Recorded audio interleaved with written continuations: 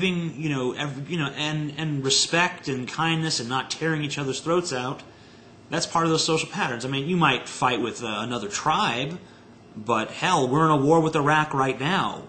So obviously religion has not removed that from the world. We get along just as well without it as we do with it. And, animals are proof of that. In fact, animals seem to have less problems with violence than we do for the most part, because when they fight, it's usually for survival, whereas it seems like we're willing to fight for profit. Number 5 here. Without a moral responsibility, or in other words, someone to answer to, I guess, is not the greatest good whatever makes a person happy, or whatever it takes to survive. Therefore, if being a pedophile or a rapist or some horrible thing like that makes me the most happy, it brings me the most pleasure, am I not doing good for myself? Am I not doing the good for myself? Also, should I not kill anyone who owns more food or more possessions than I do? I know that sounds very barbaric, but in a sense that would assure my own survival, wouldn't it?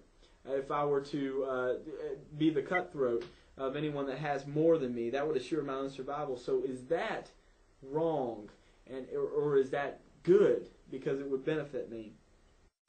First of all,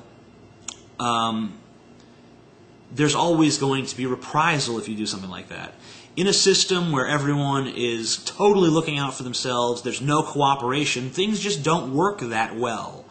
Because you might acquire all the goods one day, but then you're getting killed and someone else is acquiring them next, and so on and so forth. That's what you see in these gang neighborhoods, where with the drug dealers are always killing each other over their territory. That's why murder rates are so high in the ghetto.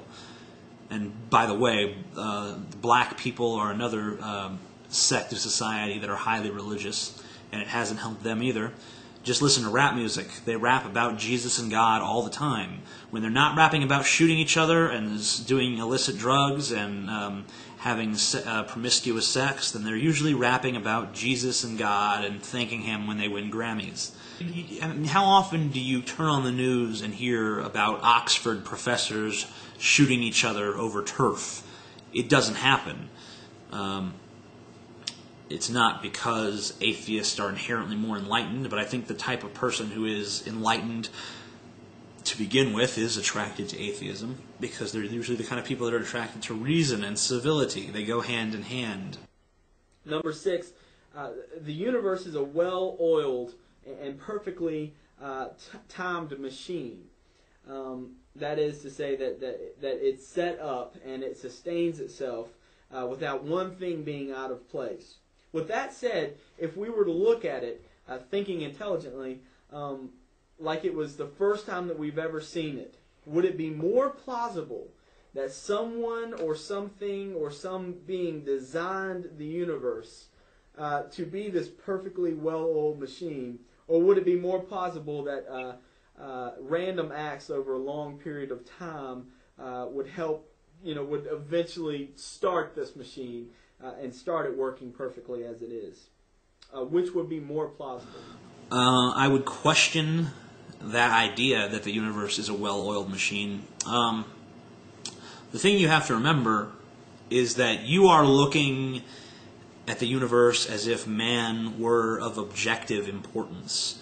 I don't believe that human beings are of any objective importance in this universe. I believe that our importance is entirely subjective and decided entirely by other human beings. Man is the only barometer of man, as the Greeks used to say. So we have this weird notion that everything was built around us. And if you go with that notion, then you say, well, wow, isn't it amazing that we have a planet that's perfectly tailored towards us? When really it's the exact opposite. We evolved on this planet, so we are perfectly tailored to it. And not perfectly, truly, because why are there hurricanes and tornadoes and volcanic eruptions and the threat of meteor strikes and nuclear war? And, so it's not really a well-oiled machine. You can't really say that it is.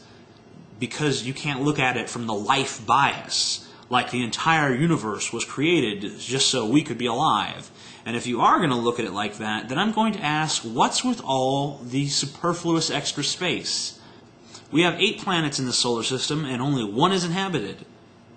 The stars all around, we've not yet to find one other life form in this universe, which is completely, endlessly vast.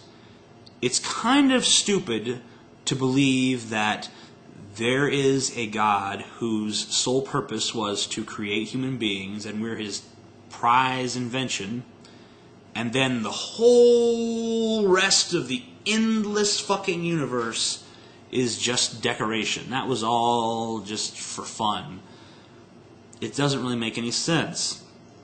Now, if you were to say that our objective, that God gave us all this space so that we could colonize multiple planets and prosper and have, galactic prosperity, then that would be a little bit more reasonable, but then that would contradict a lot of your core beliefs about Jesus coming back and all that shit. Number 7, if we are products of random acts, and indeed all things that we observe came out randomly, or in a better sense, accidentally, then when you boil it down, even the things that we're doing now came about by random occurrences. Furthermore, our thought processes are results of random actions at the root. Why is it important that the random actions in your life should have any effect on the random actions in anyone else's life? In other words, if everything is random, then is there anything worth actually knowing or imparting to someone else? In addition to this response, please defend why one random person's thoughts should be able to explain the beginning and the sustaining of all things. Now, I've got a quote here from C.S. Lewis that kind of explains that a little bit better. It says this: "If the solar system was brought about by an accidental collusion, then the appearance of the organic life on this planet was also an accident, and the whole evolution of man was an accident also. If so, then our present thoughts are mere accidents, the accidental byproduct of the movement of atoms. And this holds for the thoughts of the materialist and the astronomers as well as for anyone else. But if their thoughts, i.e. of materialism and astronomy, are merely accidental byproducts, why should we believe them to be true? I see no reason for believing that one accident should be able to give me a correct account for all other accidents." And that's basically what I would like to hear a response to.